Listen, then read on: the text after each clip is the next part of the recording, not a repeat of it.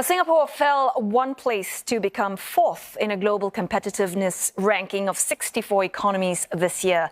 The country is still the most competitive in Asia, ahead of Hong Kong and Taiwan. And to find out more, we speak with Professor Arturo Briz, Director of the IMD World Competitiveness Center that was behind this survey. Well, thanks for joining us, Professor. So Singapore dropped one rank to fourth globally, but in terms of its greatest strength and weakness, what would that be?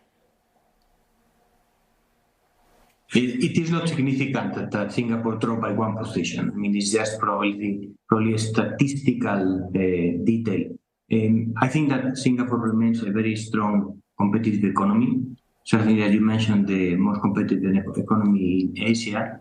I think the advantage of Singapore is that being a small economy, it's a country where finding consensus, especially between the private and the public sector, tends to be very easy.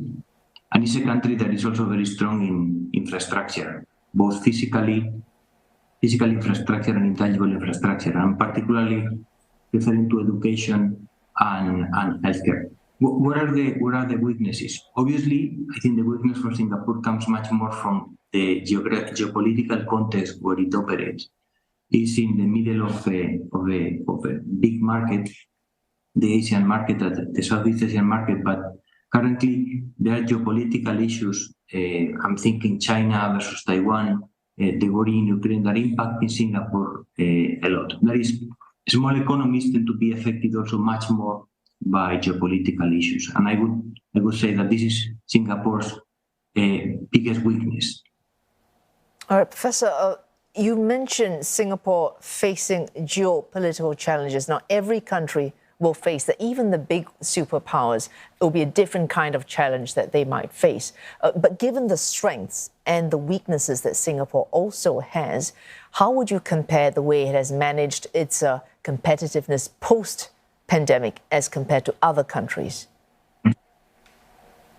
Yeah, and this is a good point. So, as I say, geopolitical issues affect all countries, but primarily small countries, because like Singapore, we rely on the external markets.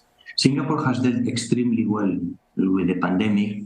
It has reopened later than, for example, some European economies. And I think this penalized the country in the rankings last year. This year, it's taking advantage of the quick recovery, the resilience of the economy, and the fact, I think, that the government consider the long-term needs of the country much more than the short-term needs. And I think this pays off, obviously. I think that, relatively speaking, the country has dealt very well with the disruptions caused by the pandemic.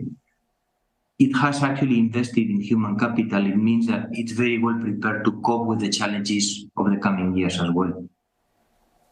Now, Professor Briz, Singapore has also been pursuing new partnerships with regions that it typically hasn't worked with, like with Central Asia and also Africa. And how do you see that help Singapore become more competitive globally? This is very important. In our report this year, we emphasize the term fragmentation, which appeals to this new world order, whereby we don't have blocks anymore. Instead, countries are pursuing their own self-interest, in the good sense, in the good way. You have, of course, the United States against China and Europe versus Russia.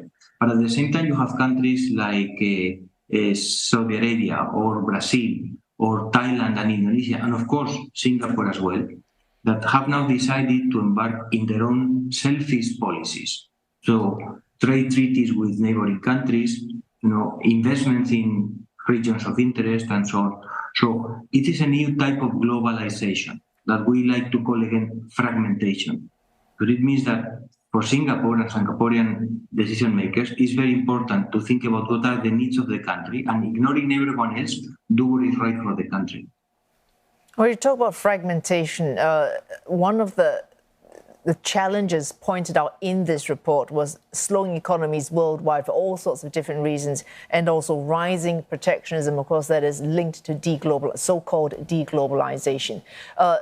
What should Singapore do? Its strengths in tech infrastructure, employment, should it be bigging these up, or should it spend more time and cost managing its relative weaknesses, such as price management practices, health and environment? If we had that limited resources, where should we be putting those resources?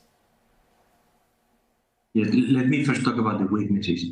Obviously, the weakness of Singapore, similar to the weakness of economies like Hong Kong or the UAE or even Switzerland, is price and cost. That's not something that you can actually reduce, because as a successful economy, it's also an expensive country. So that's not something that we try to avoid. It's part of the cost of being successful. Obviously, I think the country needs to keep on investing in health, education, digital infrastructure, and the like. But working on those weaknesses is certainly important. I think that overall, the new type of globalization that we have, that is not even globalization anymore, but fragmentation, requires us, Singapore, to do two things. One is to focus on the internal market, to make sure that we maximize